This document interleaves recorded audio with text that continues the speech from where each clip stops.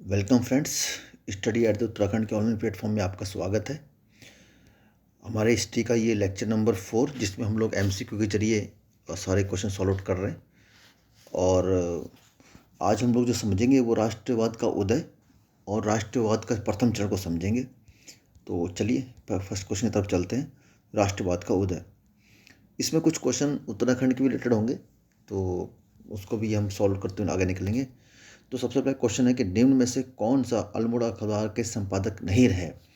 तो बुल्ली बंदर पंत जो थे 1870 में इन्होंने डिबेटिंग क्लब की स्थापना करी थी, और फिर उसके बाद अल्मोड़ा अखबार की स्थापना 1871 में हुई। ठीक है, तो बुद्धि बल्लभ पंत जी तो होंगे और लेकिन इसमें जो श्रीदेव सुमन जी थे ना, ये अल्मोड़ा अखबार के संपादक कभी भी नहीं रहे। तो इसका सही उत्तर हो जाएगा एक का डी। चलिए आगे बढ़ते हैं। भारतीय राष्ट्र कांग्रेस के बनारस अधिवेशन 1905 में कुमाऊं से भाग लेने वाले कौन से नेता थे। तो हरगोविंद पंत जी थे। क्वेश्चन नंबर 3 की तरफ बढ़ते हैं। निम्न में से कौन 15 अगस्त 1947 में भारतीय राष्ट्र कांग्रेस का अध्यक्ष था। तो जेबी कृपलानी जी थे, ये भारतीय राष्ट्र कांग्रेस के तत्कालीन अध्यक्ष थे 1947 में। ठीक है, गढ़ केसरी के नाम से किसे जाना जाता है। तो गढ़ केसरी के नाम से अनुसुईया प्रसाद भगोना जी को जाना जाता है। 1919 में इन्होंने कांग्रेस के अमृतसर अधिवेशन में भाग लिया था। ठीक है, आगे बढ़ते हैं। भारतीय राष्ट्र कांग्रेस के लखनऊ अधिवेशन की अध्यक्षता कितने की थी। तो अंबिका चंद मजूमदार में। इसी अधिवेशन में कांग्रेस और मुस्लिम लीग का समझौता हुआ था, तो इसी के लखनऊ समझौता के नाम से भी जाना जाता है। क्वेश्चन नंबर 6, इनमें से कौन सबसे कम आयु में भारतीय राष्ट्र कांग्रेस का अध्यक्ष बनने वाले व्यक्ति था। तो अबुल कलाम आज़ाद। ठीक है, मात्र 23 वर्ष की अवस्था में ये भारतीय राष्ट्र कांग्रेस अध्यक्ष बने थे, और सबसे लंबे समय तक भी अध्यक्ष रहने वाले अबुल कलाम आज़ाद ही थे। ठीक है, वर्ष 1938 के लिए भारतीय राष्ट्र कांग्रेस का अध्यक्ष किसे चुना गया। 1938 में हरिपुरा अधिवेशन हुआ।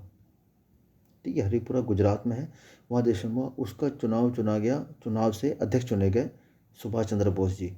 इसके जस्ट अगले वर्ष में 1939 में त्रिपुरी अधिवेशन हुआ। त्रिपुरी कहाँ है, मध्य प्रदेश में है।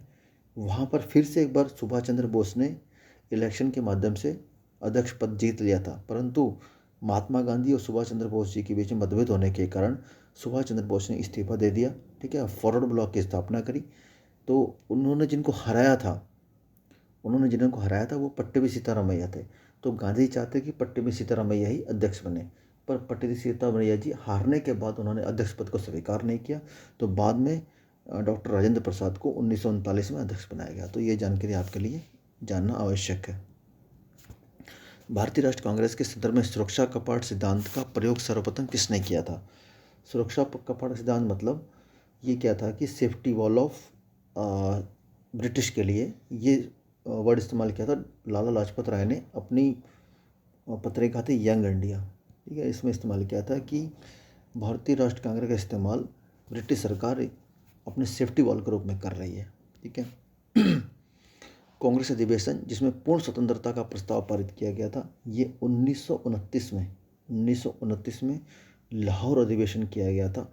उसमें जवाहरलाल नेहरू जी ने अध्यक्षता करी थी और पूर्ण स्वराज्य का प्रस्ताव पारित किया गया था कि हमको पूर्ण स्वतंत्रता चाहिए, और आने वाले 26 जनवरी 1930 से प्रत्येक वर्ष पूर्ण स्वतंत्रता दिवस मनाया जाएगा। ठीक है, तो ये प्रस्ताव पारित किया गया था। चलिए, अध्यक्ष सुभाष चंद्र बोस के इस्तीफा देने के बाद इंडियन नेशनल कांग्रेस अध्यक्ष कौन चुना गया। जैसे मैंने आपको बताया, पट्टेभी सीतारामैया को गांधी जी बनाना चाहते थे, लेकिन इन्होंने चुनाव हारने के बाद पट्टेभी सीतारामैया ने मना कर दिया, तो अध्यक्ष बनाया गया डॉक्टर राजेंद्र प्रसाद जी को। चलिए आगे बढ़ते हैं। भारत छोड़ो आंदोलन का प्रस्ताव कांग्रेस अपने किस स्थान पर हुए अधिवेशन में पारित किया गया। ठीक है, तो जो भारत छोड़ो आंदोलन का प्रस्ताव कांग्रेस ने ये पारित किया, विशेष अधिवेशन था, ये बम्बई अधिवेशन विशेष अधिवेशन था। ठीक है, इसमें पारित किया गया। मद्रास महाजन सभा की स्थापना किसके द्वारा की गई। तो मद्रास महाजन सभा की स्थापना ये की गई आपका राघवाचार्य जी को द्वारा। क्वेश्चन नंबर 13, इंडियन एसोसिएशन की स्थापना किस वर्ष की गई। तो सुरेंद्र नाथ बनर्जी द्वारा 1876 में इंडियन एसोसिएशन की स्थापना की गई।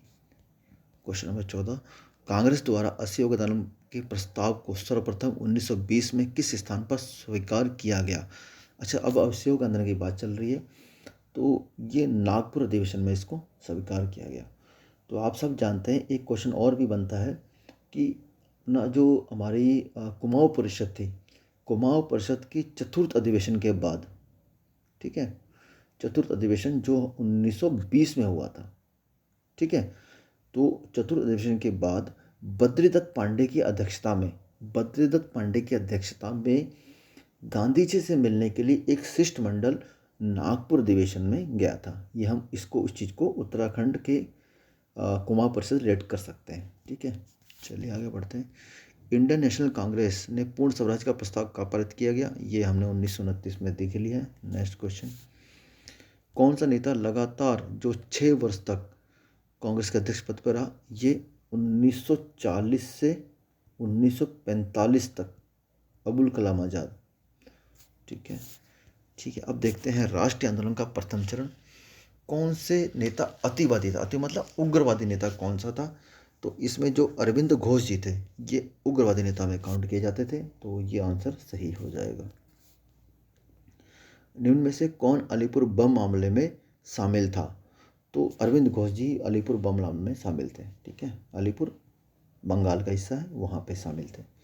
6 जुलाई 1905 को बंगाल की विभाजन की घोषणा करने वाले प्रथम समाचार पत्र का क्या नाम था? बहुत ज़्यादा इंपॉर्टेंट क्वेश्चन है, तो इसका सही आंसर कालांतर, ठीक है। चलिए आगे बढ़ते हैं। क्रांतिकारी जो हार्डिंग बम कांड में शामिल नहीं थे, मास्टर अमीचंद, बाल मुकुंद, अवध बिहारी, ये तीनों शामिल थे। भगवती चरण बोरा जी इसमें शामिल नहीं थे, ठीक है। ये वी.डी. सावरकर के बारे में कुछ कथन कहे गए, उनको आपको समझना है कि सही है गलत है। उन्होंने अभिनव भारत नाम के क्रांतिकारी संगठन की स्थापना करी, बिल्कुल सही है। भारतीय राष्ट्रवादी को प्रेरित करने के उद्देश्य से उन्होंने मेजनी की जीवनी लिखी, ठीक है, ये बिल्कुल सही है। उन्होंने भारत स्वतंत्रता संग्राम 1957 नामक पुस्तक लिखी, जो 1857 के विद्रोह का एक राष्ट्रवादी दृष्टिकोण प्रदान करती, बिल्कुल सही है। उसका ब्रिटिश कैद से मुक्त होने के लिए एक चलते जहाज से कूद पड़ते, तो ये सारे कथन सही हैं, ठीक है। ये सारे कथन आपको समझाने के लिए दिए गए, ये वी.डी. सावरकर में सब सही है, ठीक है। इनमें से किसका संबंध पूना में मिस्टर रैंड की हत्या से नहीं था? तो जो मिस्टर रैंड की हत्या से था, मतलब जिन्होंने मिस्टर रैंड की हत्या कर दी पूना में, ठीक है, तो ये चापेकर बंधु थे, इन्होंने मिस्टर रैंड की हत्या की थी। क्वेश्चन नंबर 7, 20 जुलाई 1905 को बंगाल को 2 भागों में बांटे जाने की घोषणा की। एक पूर्वी बंगाल, जिसे पूर्वी बंगाल और आसाम एक भाग हो गया, और शेष बंगाल दूसरा भाग, तो लॉर्ड कर्जन द्वारा इसका घोषणा की गई थी। ढाका में ऑल इंडिया मुस्लिम का गठन किस वर्ष किया गया? 1906 में। कमेंट करके बताएंगे कि मुस्लिम का गठन किसके द्वारा किया गया, ठीक है। अगले क्वेश्चन, कांग्रेस के नरम दल के नेताओं का आंदोलन की पद्धति क्या थी? तो ये इनको कहा जाता है, जो उनकी पद्धति थी वो मतलब एक शांतिप्रिय तरीके से आंदोलन करते थे, अहिंसा का मार्ग अपनाते थे। इनको एक कहा गया, ये कहा जाता है इनको राज्य विधि आंदोलन, ठीक है। चलिए क्वेश्चन नंबर 10, और ये आज की इस सेशन का लास्ट क्वेश्चन है। अनुशीलन समिति क्या थी? तो अनुशीलन समिति एक क्रांतिकारी संगठन था। ये 1902 में बंगाल में मिदनापुर, ठीक है, मिदनापुर में जो थे ज्ञानेंद्र बसु, ठीक है, इनके द्वारा इस संगठन का स्थापना किया गया। तो एक क्रांतिकारी संगठन था। तो उम्मीद करता हूँ कि ये जो सेशन आपको अच्छा लगा होगा, और हम लोग राष्ट्रीय आंदोलन का प्रथम चरण हम खत्म कर चुके हैं। अब इसके बाद राष्ट्रीय आंदोलन का द्वितीय चरण की तरफ आगे बढ़ेंगे, और धीरे धीरे इसी तरह से हमारा हिस्ट्री का कोर्स भी समाप्त होगा, और बाकी सारे जो भी सब्जेक्ट पैरेलली चल रहे हैं। और ये आज की चौथी वीडियो थी, आज 27 जनवरी है, तो उसकी चौथी वीडियो थी। तो देखते हैं आगे नेक्स्ट हम कौन सी वीडियो अपलोड करते हैं। तो आपके आने वाले एग्ज़ाम के लिए आपको बहुत बहुत शुभकामनाएं। मिलते हैं नेक्स्ट वीडियो में, तब तक के लिए जय हिंद।